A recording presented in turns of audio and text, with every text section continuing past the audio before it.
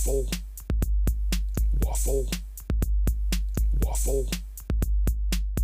Hello and welcome to Die Rolling. I'm the ever excitable Adam, and you're joining me here for a Wednesday Waffle, which is me essentially talking at you about a subject I have chosen, or you guys at home have chosen for me. Before we get to that subject, I like to go through a couple of things. So first of all, what have I been painting? Well, I said that I would be doing it, and I've done it. Dungeon Saga Origins, Glimmer of Greed. I've been painting these miniatures up, and I don't know what it is. I enjoyed painting up the Trial of Tyranny miniatures. This seems like a hassle though. I kind of get that sometimes when I'm painting miniatures. I can get to a point I'm just like, kind of done doing this. I've been enjoying painting Shadows of Brimstone because you've got loads of different types of kind of creatures and monsters and heroes and stuff to paint. Whereas, when you're painting like an army, like a type that, all the same type, I just lose the kind of momentum and the interest, I guess, which is why contrast paints really come in handy. But whilst I'm talking, you should actually be seeing, depending on whether I edit it together, you should be seeing the where I currently am at with my Dungeon Saga Origins Glimmer of Greed minis.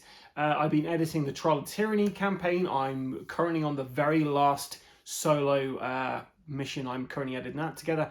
So editing that again has made me think, oh man, that was a really fun game, and hopefully I can get these miniatures painted up by the end of the week and start filming some Glimmer of Greed content this weekend. But I guess we shall see. So that's what I've been painting, exclusively Dungeon Saga Origins miniatures. And now we're going to talk about what I've been playing. What have I been playing? Well, I actually played a Shadows of Brimstone with my wife for the first time. Never played it before with her. We sat down, we had a go, and it was one of the most enemy-free missions. We did Search Party, and that's where you essentially try to find someone who's been taken in the middle of the night. So I set everything up, and it took me much longer to set up than it did to play. But I think she enjoyed it, and I enjoyed sharing my passion for Shadows of Brimstone with my better half. So maybe I'll manage to get that to the table again at some point. What else have I been playing? I feel like I have been playing stuff. Mainly I've just been kind of learning the rules for stuff. We've got the review copy of Deliverance. I've been getting that to the table, trying to come to grasp with the rules for that. I've been replaying Heat because we've got the Heat Heavy Rain, I think it is, the expansion. That's going to be coming this week. So I'm hoping that arrives for the weekend, as I have a filming session the weekend, and we're going to be carrying on with a bunch of different kind of games we've got to look at. But we'll probably play Heat at the weekend if I get the expansion around then. We've got lots of really fun content coming on the channel in March. March is mainly going to be around aircon, like prepping for aircon, talking about aircon, and during the aircon weekend, we're going to be basically just jamming stuff down your throats. If you don't follow us on Instagram, I highly recommend that, because we'll probably be doing some Instagram lives. There's a link, I believe, below to our Instagram. It's Die Rolling with a G, not Die Rolling without a G, just to confuse you guys at home. So that's what I've been painting, that's what I've been playing, and let's talk about what is currently out on Kickstarter. Now, normally I kind of look at Kickstarter, I'm like, I just kind of don't see it. However, there is a new game that's come out called Dante's Inferno. Now, it's on GameFound. There are 2 Dante-themed board games coming out at the same time, which is, you wait for one, it's like buses. Anyway, this one is by We Are Creative Games, I believe they're called. They did Chronicles of Drunagor, which looked fantastic. Looked like a great dungeon crawler. But this just looks so epic. It's a narrative campaign with branching kind of storylines and stuff. Loads of miniatures. But I say loads of miniatures, little asterisks there. What I really enjoy is these really cool narrative board games like Oathsworn, where they actually give you the option to have miniatures or just have standees. Anything where you have the ability to like reduce the kind of impact on your shelf space, and also, to reduce the amount of effort it's going to take you to get to the table, I absolutely applaud. Also, if you have a board game where you don't have miniatures in, you have standees, it's going to be a lot cheaper, and it makes it a lot more accessible for the gaming community as a whole. So, yeah, I'm really up for that whenever they do those kind of things.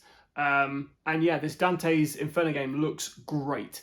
You're fighting against all these different kind of like monsters. It's a fully co-op campaign. Check it out on GameFound. There is another Dante's game on there, but I don't really know too much about it other than somebody said, "Why have you put miniatures in my Euro?" But there we go. Well, that's what I'd recommend at Kickstarter at the moment, because yeah, that's what I looked at and I was like, this looks really interesting. And yeah, you could get the core pledge, or you can go a bit more in, get the character miniature and the terrain miniature expansions, and then spend a long time painting up some really cool looking miniatures, or just go for the standee version and get at the table and play it. So yeah, keep an eye on that. Let's talk about Game Fair for a second, because there was something that happened this week, which I am pretty, I don't know, excited about, pretty interested in. So, for a long time now, I've kickstarted board games. I've kind of stopped doing it. I've got to the point where I've got too many games in my collection at the moment, and even games that I'm really excited about, like the new Nemesis board game that was coming out. I didn't bother crowdfunding that. I mean, I don't think that came out on Kickstarter. I think that was just on GameFound. But yeah, I've found that the amount of board games I'm backing is severely reducing. Just because there's nothing out there that I'm really like, oh my god, I must have that. I think because I've got such a large amount of games to play that I've still, some of these I've not even like cracked the surface with. So yeah, I'm not really backing as much these days. Anyway, I kind of see Kickstarter as a really cool place to to enable creators to get their content out in front of wider audiences, and I applaud anyone who does it. I think there's a lot of logistics involved in there. There's a lot that can go wrong. There's a lot of companies that use it in a really crappy way. There's two I'd love to mention, which is Mythic Games, which they absolutely screwed over their backers. Some of that I would say probably out of their hands due to COVID, but they've lied to their backers. They've done a lot to their backers. You can have a look for some Google Mythic Games Darkest Dungeon / Rainbow Six Kickstarters, or what's happened with Hell, and you'll get a lot of information on how not to run Kickstarter, how not to treat your customers. So that's one. The other one is Sandy Peterson Games. They did Cthulhu Wars, bunch of games, and yeah, from what I understand, it seems that there's about like 4 to 6 projects which are still in the ether, still just kind of waiting to be fulfilled. And what was happening, they were creating new campaigns to seemingly fund old campaigns. I don't know if that's exactly what happened, but that's how it seems from an outsider point of view. But it's Kickstarter can be used in a crappy way. You can be really burnt on projects. You can get really ripped off when you find out you can get the game same price or cheaper at retail. Lots can go wrong with a Kickstarter, but I applaud anyone who uses it right. Now, when I was kickstarting stuff, one of the things that kind of I really enjoyed was when you had a big Kickstarter campaign come out and they were unlocked with stretch goals. All the stretch goals, I loved it. I was like, oh, you get new miniatures. Oh, look at that, it's really cool. And Cool Mini or Not were the people who were really behind the driving force of that. They came in, they released some board games, and the miniatures were really cool in them. The board games were all pretty good. So some of them not as good as others, but generally really good kind of board games. But the problem I had was after I backed a couple of them and went all in on some of them, I realized that actually it was just taking up space, and all the extra characters and all this extra stuff, I was never going to play with it. So much so I've moved a lot of my CMON stuff on, because I'm like, well, am I actually going to play this? I don't really have anybody who around the area who really wants to play CMON stuff. It's just me, I guess. So yeah, CMON, Call Me or Not, they were people who were really like a driving force, I feel, for getting a lot of board games funded through Kickstarter. Other companies saw what they were doing, saw that they could make a lot of money off of it, and they went down that route. Now, why I'm talking about CMON and Kickstarter is because CMON have announced that they're no longer going to go through Kickstarter. They're actually going over to GameFound. GameFound, if you don't know, is another crowdfunding kind of site. I think it was created by the guys who did Nemesis: The Awakened Realms, and essentially it's another crowdfunding platform. What's kind of unique about it is the fact, well, one of the main things from my perspective is the stretch pay. So sometimes you'll see a Kickstarter appear and you're like, my God, this looks amazing. Oh, it's £200. That's a crazy amount of money for a board game, but look at all the stuff you get, and I'll definitely play that. I'll definitely have all my friends.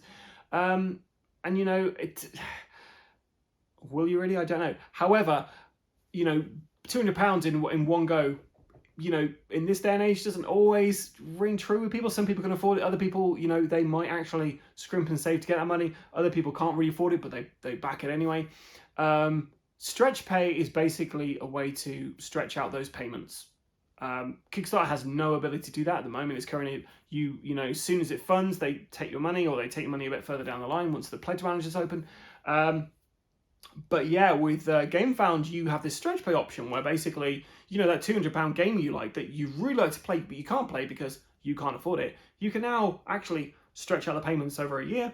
So it makes it a bit more affordable. And I think the whole point of these crowd-sourcing funding platforms are trying to get those games out to as many people as possible, make it accessible for as many people as possible. And having stretch pay as an option, I think it puts it above Kickstarter, no doubt. It just makes it more accessible for more people.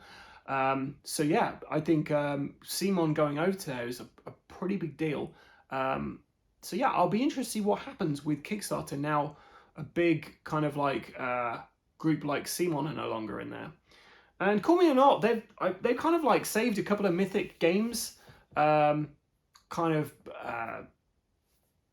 projects. I believe Hell was one of their projects. They kind of came in and said, well, you know, we'll pick this up. I think they picked up Street Masters as well. Or was Street Masters? Maybe Street Masters? I can't remember. They picked up a couple of games which basically were dead. The people who'd made the games either funded a bit of it and didn't finish it off, or, you know, they gave some of it out and weren't able to complete.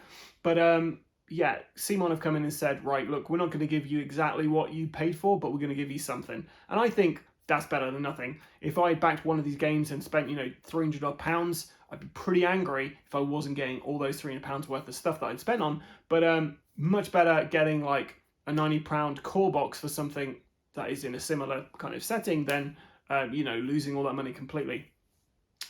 But anyway, so that's the big news of the week that I'm interested in. But there's some other news that you might be more interested in. I have in here the name of the 20 odd people that basically put their names in to be included in the Gamers HQ draw, which was for a 15% discount code.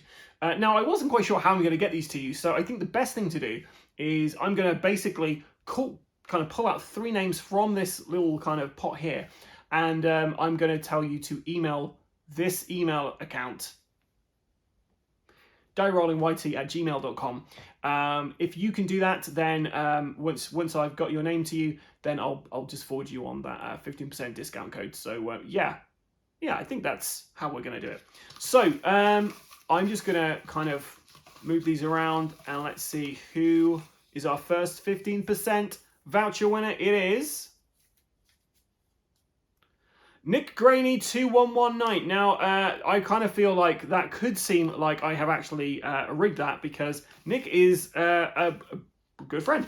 But yeah, I have got everybody's name in it. Maybe I should have done something on the computer so you could see that I'm not I'm not like yeah, screwing people over here. They don't all say Nick Graney, don't worry. So we have Alessandro Mano. I'll actually show you these so you can actually see. There we go. First one. There we go. So Nick, Alessandro, you guys are going to get a 15% discount voucher. Please email me at dierollingwhitey@gmail.com. And finally, the last one is Pavler8851. So yeah, guys, get in touch with me. There we go.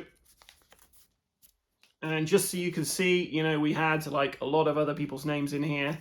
But unfortunately, you guys didn't quite get picked. I mean, I could just keep going on and just showing you that I've got everybody's names in there. Hopefully you guys trust me that I'm not just, some complete asshole, I guess. Going forward, any giveaways, I'll try and computerize it in some way so you can actually see a wheel spinning or something.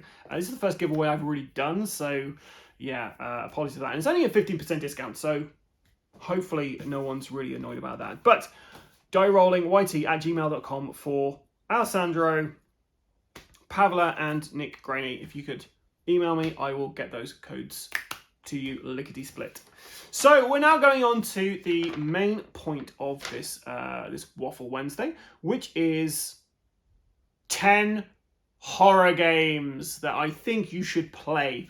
So these are I've done like spookiest games or scariest games before in kind of like live kind of streams on the Instagram and on YouTube. I think maybe I did that around Halloween.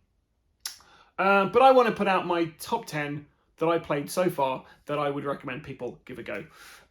Because, yeah, I think people are watching these Waffle Wednesdays and they're informative, and that's the main thing. So we're going to start off with Betrayal at House on the Hill.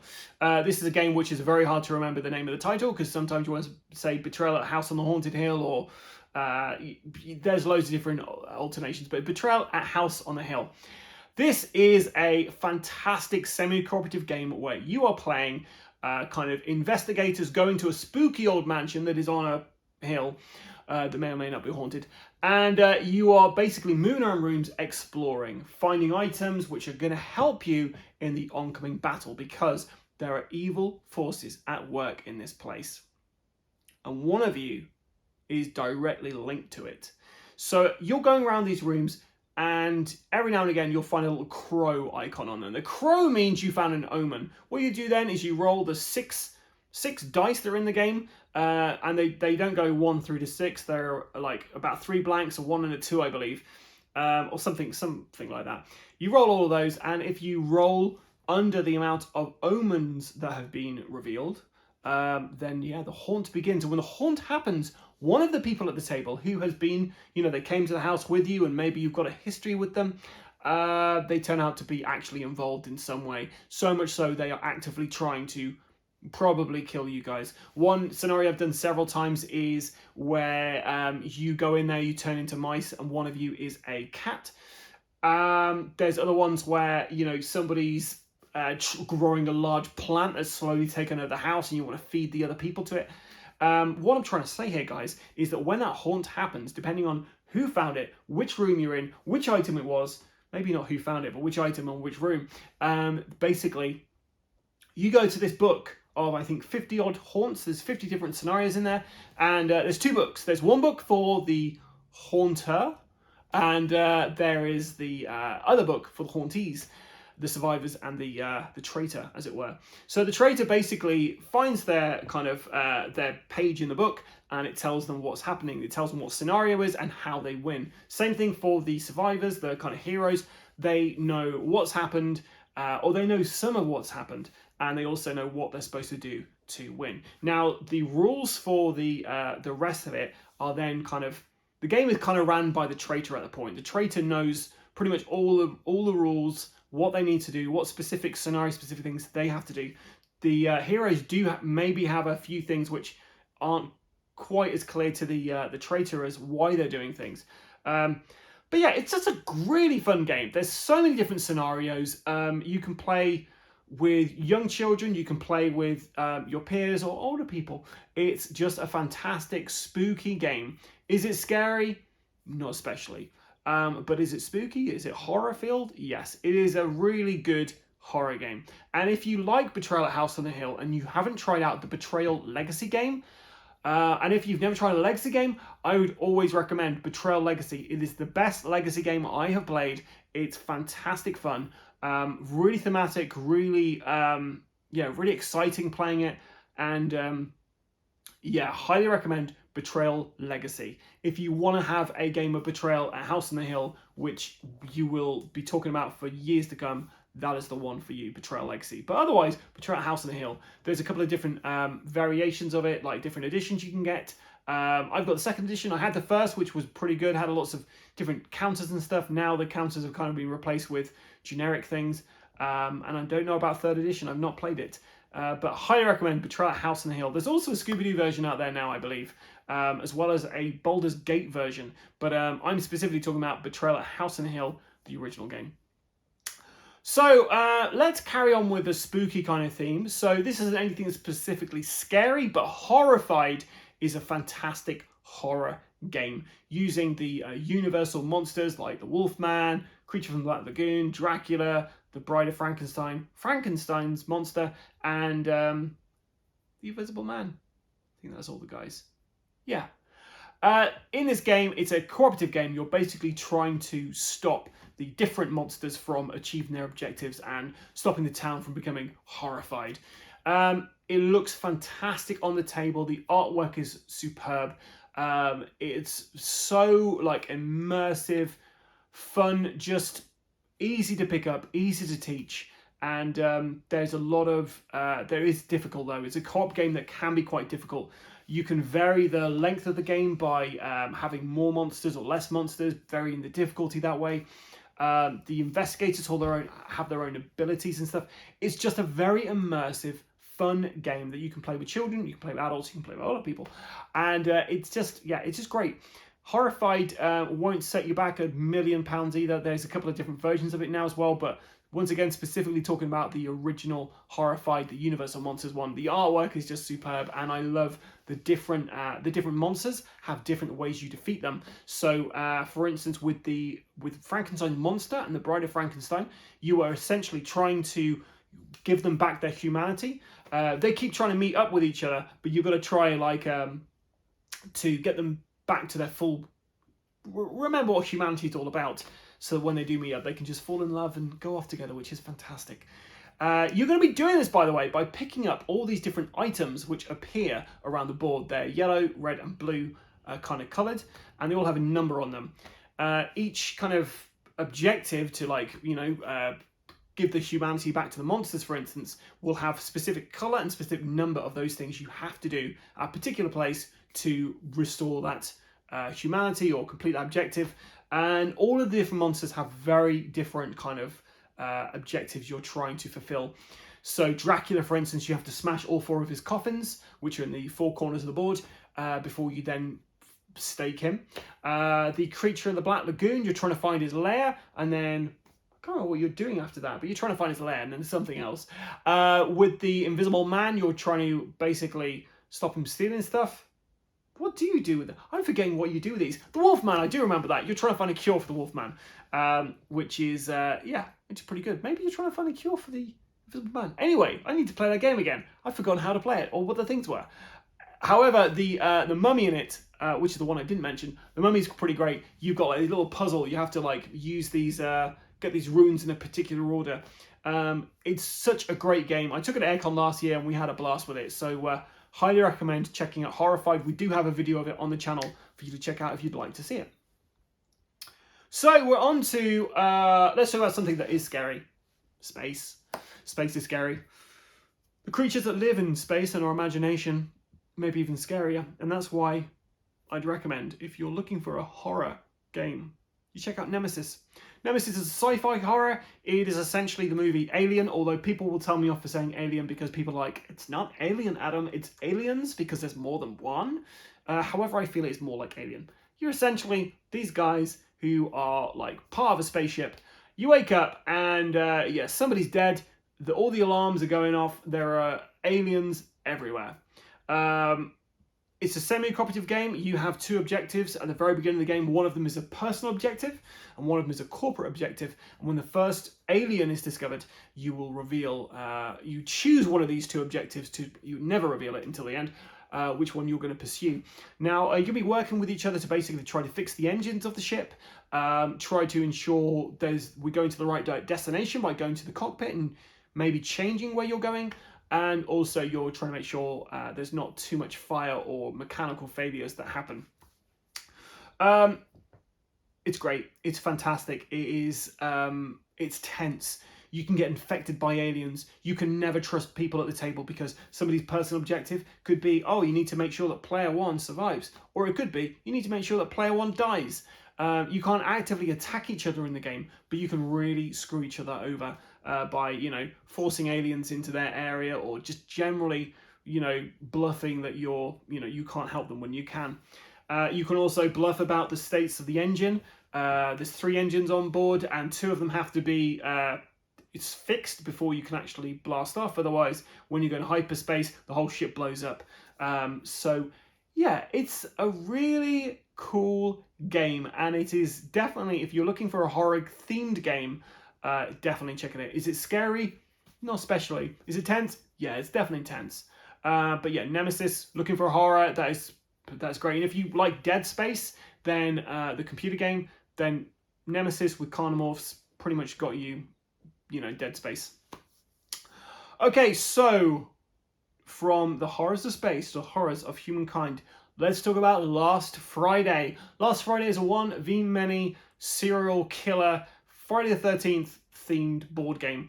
You have one person playing as the killer, and they're basically trying to stalk people at this campsite, and then you've got the campers who are basically trying to survive. Now, what I find interesting about this game is the game is played over, I think, 4 to 5 acts, and each act the rules are slightly different. They change it over. So the first act, for instance, the campers are trying to get to they're trying to find the keys to the cabins and get to the cabins safely. Meanwhile, the killer's got to stop them from getting to the cabins. And it kind of feels like a film, because that's how the film starts. You know, this killer's trying to kill them before they get to the cabins. Well, then once they get to the cabins, the next act, they're then trying to find the killer.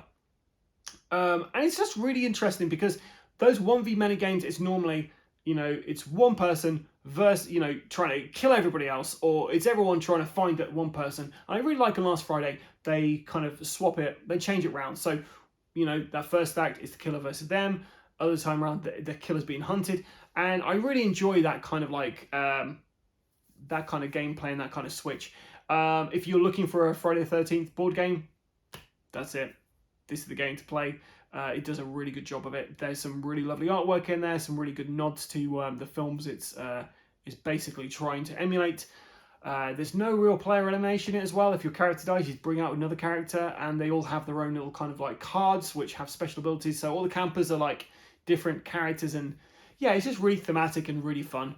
Is it scary? It can be. It can be quite tense when the killer suddenly appears, or you know, you're really desperate to get into a particular cabin or do a particular thing, and yeah, it can be a bit tense. Not especially scary, but yeah, quite tense. But yeah, so if you're looking for a Friday the 13th game, Last Friday.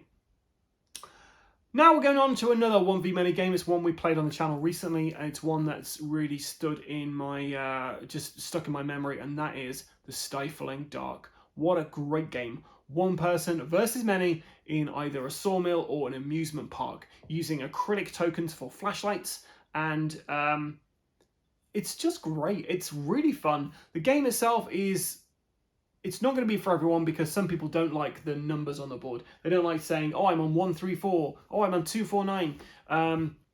But yeah, I really enjoy it. I think the artwork's pretty good. I love the acrylic tokens, highlighting stuff, and the whole theme of it is just fantastic. If you want to check out our gameplay video for it, please do. It's on the channel. I wasn't especially happy with our gameplay video for it, because I really wanted to capture what Christopher was doing behind the screen as well as what we were doing on the table, and I feel like we didn't get the best coverage of it. So I'm going to put it back to the table again in the not too distant future, and we'll be probably doing maybe just from the kind of the hero side, and we'll probably try and do it so it's an angle on the table, so you're not looking straight down, you're looking at it from like an angle. So it's just yeah, it's just a lot nicer to kind of imagine and see, I guess.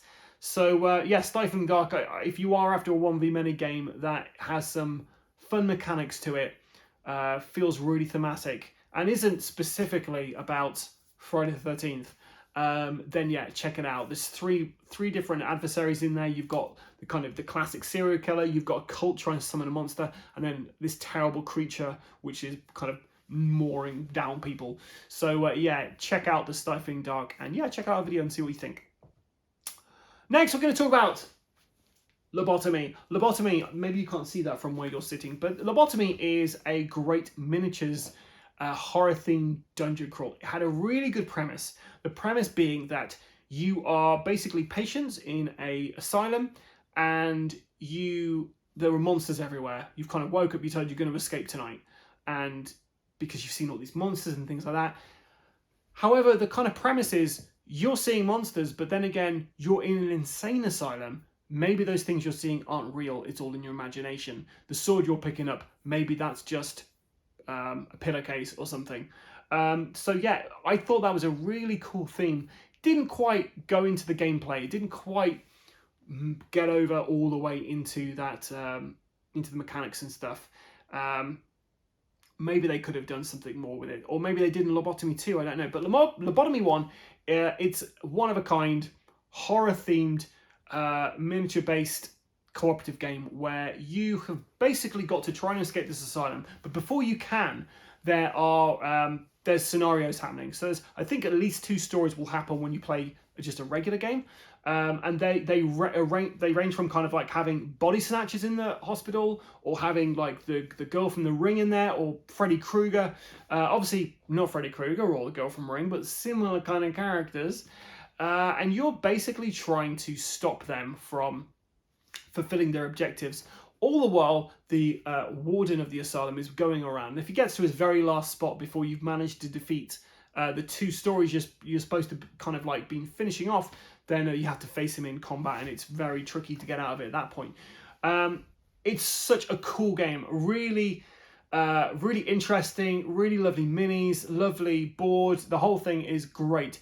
It's just a shame that it's not quite, the rules aren't great. They did a reprint of the rules, and the rules kind of make a bit more sense. Lobotomy 2, I'd love to get to the channel. So if you guys know of anyone who has Lobotomy 2 who wants to move it on, let me know. But I'd love to get Lobotomy 2 to the channel, and because I think it's a bit more of a refined system using the same kind of gameplay and theme. But yeah, I'd love to show that to you guys. But we might be doing Lobotomy on the channel at some point this year, just because it'd be great to show you guys what that game's all about. Is it scary? No, not especially. But it's a really fun game, and I kind of feel like I'd definitely watch the movie of that. If there was a movie of it, I'd be like, yeah, this is a really cool concept. I'd definitely check this out. So yeah, Lobotomy, that's on my list there. Next, we're going to go to a game which I have plenty of, which is Arkham Horror Living Card Game. You're going to hear the Arkham Horror Living Card Game, and probably a couple of these other games on some of my other lists. But yeah, they do kind of like drift into some other lists because they're good games. Arkham Horror, there are a ton of different variations of Arkham Horror. You've got the Arkham Horror board game. You've got the Eldritch Horror, which is, you know, slightly different. You've got the Final Hour. You've got Unfathomable. You've got Elder Sign, the Living Card Game, and probably some others I'm forgetting at the moment. Arkham Horror, you're going around the town of Arkham, and portals are opening up, and you're basically trying to close portals before a Doom Tracker gets to the very end, and whoever the main monster is defeats everything. Eldritch Horror, you are having portals open everywhere around the world this time. You're going around the world trying to stop whatever crazy cult are trying to do whatever. And yeah, before the Doom Tracker gets too far in, it's game over. The end times happen. And then you've got Elder Sign, which is a dice rolling game, which you're going around a library trying to basically stop Eldritch forces before the Doom Tracker gets too far. And then you've got Final Hour, which I've not played, but apparently that's like the last kind of act of a kind of Cthulhu-y scenario where you're trying to survive. Unfathomable, not played that either, but that looks like a kind of social deduction style game. And then Arkham Horror the Living Card Game. Arkham Horror the Living Card Game is a narrative cooperative experience where you are basically playing as these doomed kind of investigators who are trying to unravel the mysteries of the mythos before the Doom Tracker, before they get to the end of the campaign and everything goes to hell. It's great. It's not an easy game. It is not a game if you if you feel like games can be quite unfair. This is definitely one you should avoid. You are always on the back foot with this. There's a few scenarios you can win. You can win a couple of scenarios, and then the rest of the games you play, you fail every single mission.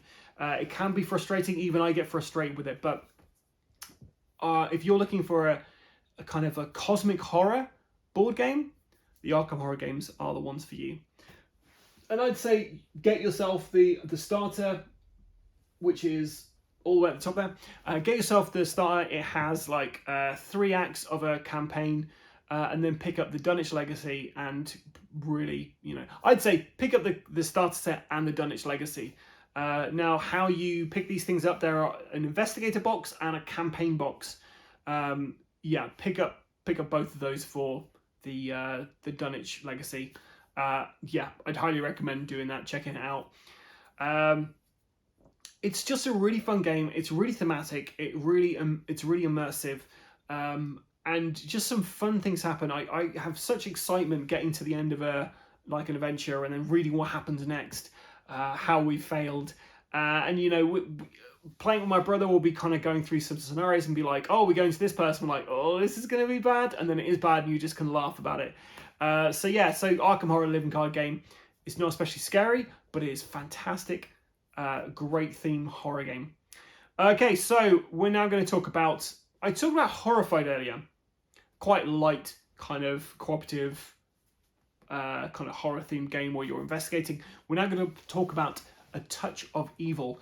This is a game by Flying Frog, the same people who do Shadows of Brimstone, which you see all over our channel because we absolutely love Shadows of Brimstone. A Touch of Evil was one of the very first board games I picked up as a grown-ass adult, and I played that to death. Absolutely love it. You are essentially going to the town of Shadowbrook. You are kind of investigators trying to stop some form of evil, be it a vampire, be it a headless horseman, werewolf, all these different types of like folklorian kind of monsters you are trying to defeat.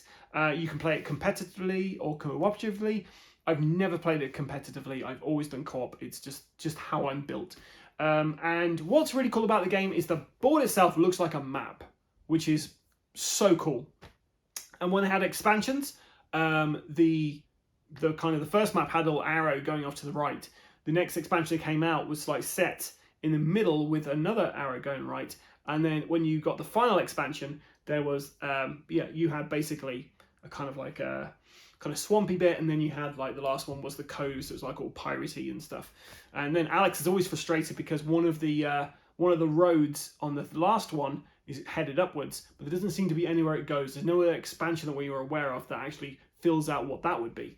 But yeah, it's just such a thematic and immersive game. It comes with a really fun soundtrack that you can play on repeat. One of the cool things about it as well is you basically have several village elders who basically are, the people of the town. However, they've got secrets. Those secrets could be that they're actually working with the bad guy. Maybe they summoned a headless horseman, like the film Sleepy Hollow, or maybe they just are adulterers. You don't know until you reveal them. So you're working to try and defeat the spectral horror that's attacking the town, whilst you're also trying to figure out who you can actually trust. The town elders can also be killed at points. It's just a great game from a great company, and it's just a game I absolutely love getting to the table and playing. Do you know what? After just talking about this, I'm really tempted to bring the whole lot to Aircon and just play a big game of that. Maybe I'll do that this year. That would be fun. Anyway, A Touch of Evil, horror at its finest. If you're looking for a gothic folklorian style themed game, this is the one for you. It's fantastic fun. There is a 10th anniversary edition out there as well with some cool miniatures in it. But yeah, the regular version is just fine with me. Okay, so next we're going to go on to Dead of Winter. Dead of Winter is the scariest game on this list. It's not especially scary theme. It's essentially The Walking Dead. You're all in a colony together and you're basically working together or maybe you aren't, because one of you could be a hidden traitor. You're working together to fulfill one kind of like objective, whilst trying to keep these crises that happen every round from escalating out of control. You have to make sure you're keeping everyone fed in the base. The more survivors you find, the more chances that you're going to be running out of food. The more kind of scavenging you do, the more zombies turn up. It's just a really good game. But why is it scary? Well, I'll tell you why it's scary. Every time you move one of your characters from a location, you start off with like 2 characters you start off with. When you move your character from one location, you have to roll a dice. It's the dead of winter, as in it's freezing cold, and there are also zombies. When you roll the dice, you can have a little like blood drop icon appear, and basically, you know, you heading over there, you taking some damage. I think there's also a frostbite token as well that you could get as well from going across there. It's not good.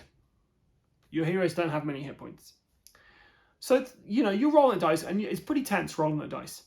However, it's scary because one of the symbols on that dice is a tooth. If you get the tooth, your character has turned into a zombie. And if that was just the case that you just you move somebody somewhere, they turn into a zombie, that's fair enough. But however, there is a cascade event that happens. If you move a character into a location and there's other characters in there, and you roll the dice and you get a tooth on there, your character's dead. The next person along the line then gets to choose. They can either sacrifice their character, killing them, or they can basically attempt to roll the dice, get blanks, and avoid being turned into a zombie. More often than not, people don't bother sacrificing their characters, and you get everyone rolling the dice and everyone in that location dying. It can be a really quick way to end the game, because there's a morale system you have to keep track of, and if that goes too low, then yeah, it's the end of the game really. That's the scariest thing in any board game, where you are so tense. You're just worried about this thing turning up every time you go. So yeah, Dead of Winter. Really good theme. I played Aircon last year, but I completely ballsed up some of the rules. So John from Trywind Games will tell you all about that if you ask him how good Adam is at teaching Dead of Winter. But yeah, it's a really fun game. Really good kind of, if you're looking for like a Walking Dead kind of vibes, check that out. There's also an expansion which kind of... There's an expansion for it where you can have another colony, and there's a further expansion where you can have the 2 colonies warring against each other, which I've never played, but it sounds pretty good.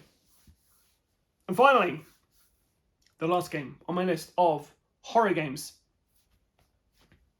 Dead of Winter. It's not Dead of Winter. It is Dead by Daylight, but it sounds like Dead of Winter. Dead by Daylight is a really fun multiplayer game I enjoy playing. I say really fun, sometimes it's fun, other times it's just like really frustrating. Essentially, you are 4 people that are survivors trapped in another realm where this entity is basically feeding off of their suffering. If that's not bad enough, they're also trapped in a proving grounds, as it were, with a killer. So this could be your average kind of like trapper who puts down bear traps everywhere and traps people and then puts them onto hooks to sacrifice to their god. Or it could be a witch that can teleport around the board and then put them onto hooks and sacrifice them to their gods. Or it could be a huntress who wears like a lovely little mask and throws hatchets at people. Then once she finds them, she picks them up, and guess what? She hangs them on a hook. The board game is a really good adaptation of the video game. It's such a great job by Level 99 Games. I'm really hoping they do more expansions to it. I really would love them to release the game again, but release a map pack with just the board without the shiny kind of finish they put on it, because the shiny finish on it makes this game really crap to look at, to be fair. The game itself, the board is very simple. You're moving down down different directions by moving through different colored lines and stuff. But the problem is the board is really shiny and it's all dark artwork. And if I've got a conservatory here, so whenever I play it during the day, you try and do it, on a kind of weekenders thing, you try and play that there, the light is just shining off there. You try and play it at night, have the light on in the room, light shining off, and it kind of makes it hard to actually see what's going on. That is the only thing I'd say is negative about it. They've done a fantastic job actually getting all of the kind of gameplay that you get in the video game and distilling it into a board game. It's one of the best kind of like video game adaptations I've seen, because it's not too similar that you could just play the video game, but it's not too different that you're like, oh, is it the game? But yeah, so that's my 10 games which I think are fantastic horror games that you should play. If you're coming to AirCon or UK Games Expo and you'd like to play any of the games I've just mentioned, let me know in the comments below, and we can try and sort out a game, because I can bring them along and I can teach them. Definitely going to bring a touch of evil with all the expansions to AirCon and just play that for a little bit. That would be fantastic. And also now thinking Dead by Daylight, maybe something. I've got a list of games I'm bringing to AirCon and it's getting bigger now. That's scary. But I am there from Thursday all the way to Sunday, so who knows? Speaking of AirCon, before we go, if you are planning on coming to AirCon, then please let me know in the comments below. I'd love to know what the interest is in playing the Shadows of Brimstone adventure that I've got lined up. If I'm just doing the one session or if there's multiple people who'd like to try it out. And just let me know what days you're going to be there and I can, try and arrange stuff with you. I'm going to be there for the duration, so is the ever intolerable Alex, hello, as is the ever curious Christopher. So the three of us are going to be there, probably sticking together for a bit of it, but also maybe splitting up, running a couple of different games, playing other people's games and just generally having fun. Yeah, so that's it from me this week. This is my waffle, probably been going on for a long time now. Yeah, if there's anything you'd love to see us on the channel, let us know. Any games you'd love to see us play, anything you've seen us unbox and you're like, guys, where is the gameplay for this? Hit me up. Like I say, March, we're going to be very AirCon centric. Also, for my own mental health, the amount of videos that are released every day is going to reduce. So we'll probably go back to having 2 to 3 videos a week rather than every single day having a video. But yeah, we'll probably reduce it back a little bit. But what can you expect? More Dungeon Saga Origins. As soon as I painted up the Glimmer of Greed, I think I've got enough videos to get me through till March, second week of March maybe, and then we'll not have to start filming some Glimmer of Greed. So yeah, basically, if you're here for Dungeon Saga Origins, stick around because I'm going through the lot, but you won't be seeing any until end of March probably. Obviously Shadows of Brimstone, we'll keep doing the coverage for that as long as you guys are still enjoying it, and I'm enjoying it, so I'll just keep bringing them out. Yeah, I think that's it really. We've got we do have some fun games which will be coming. Deliverance, Dungeons of Doria, we need to go back to the table. We might do a 3-player game of that. I'm very hopeful that Willa would have edited the Pericle game we played the other night, so that's on the channel this month. If not, I'll slip into next month, but yeah, hopefully that will be up this month, so watch this space. Anyway, yes, if there's anything you'd like to see us play, let us know. If there's anything you'd like to see us more of that we've covered once and you'd love to see some more of that stuff, any questions, queries or concerns, let me know in the comments below. And until next time guys, stay safe or die rolling.